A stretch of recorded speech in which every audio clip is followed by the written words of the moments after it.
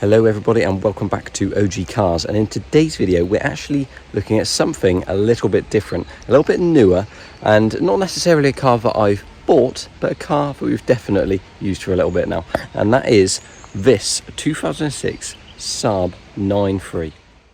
This car has actually quite an interesting history because it was bought new by Concept Saab in Cardiff on Penarth Road, where the dealer was there, and it was left as basically a front vehicle. You know, it was just on show in the showroom with various others, and G's granddad went to Concept Saab in 2006 looking for a car, and this was the one he ended up getting because basically he asked for a Saab 9.3, but it had to be an automatic. He previously had an automatic BMW, I think it was a E36 3 Series or something like that, and he basically traded in with cash against this. Now nowadays I'd rather have the E36 3 Series, but admittedly this car is quite nice. So he's had this car from 2006 when he traded in his last car, and he's had it all the way up until a couple of months ago.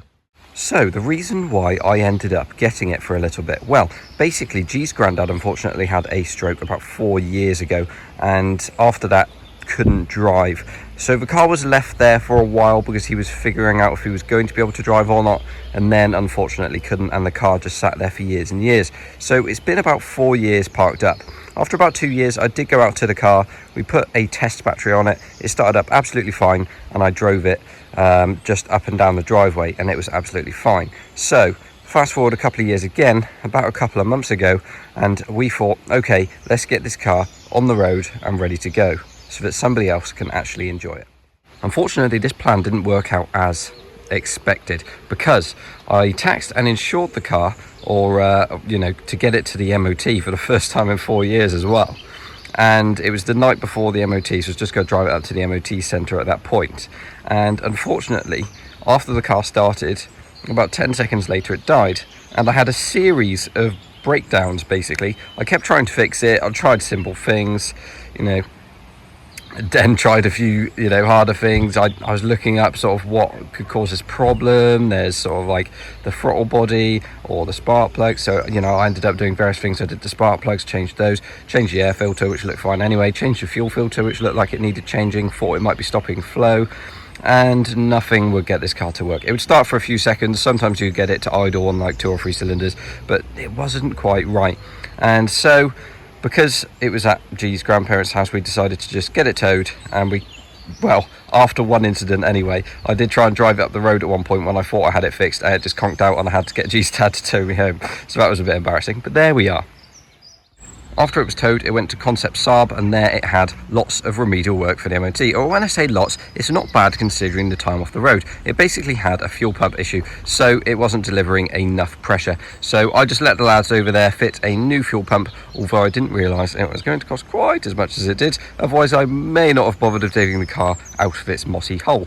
But there we are. It had a new fuel pump, it had new rear pads and discs, had to clean the front pads and discs afterwards as they were getting a bit warm. It had a full service when it came back to ours, and yeah, it's had a couple of other little bits, but ultimately it is now ready to go. And saying ready to go, I've actually driven this car around for the last couple of months. You may have seen it appear in the background of a couple of videos now, including the favourite one and also the one at Ed's place, because this has actually been my daily driver.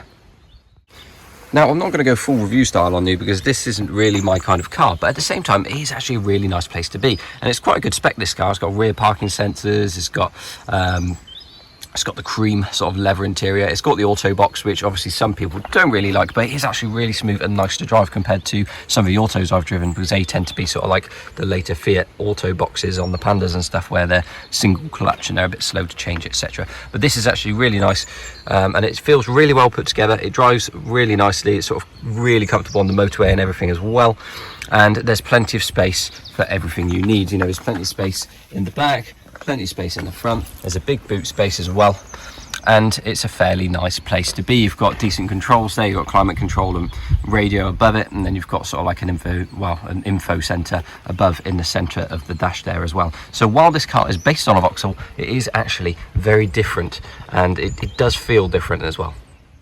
Now, I've done a couple of months in this car, and I've done a fair few thousand miles actually. I've done 2,000 or 3,000, so it is now actually time to park this car back up. It's going back to G's grandparents' place because I need to sort out their other car. That's another story, but basically I have another daily on the way, so you guys shall see that very soon. But basically this car needs to go for sale. It has been sort of reluctantly for sale while I was dailying it, just to see if I had any interest. But what I'm going to do is park it up, drop the price, and see if we get any buyers. But yeah, that's basically it. I just wanted to show you guys the Saab 93. It's a 1.8T on the back, although it is actually a 2-litre turbo. It's just the lower pressure turbo, so not quite as powerful, but it does still have plenty of poke, and it is definitely a really nice car to drive.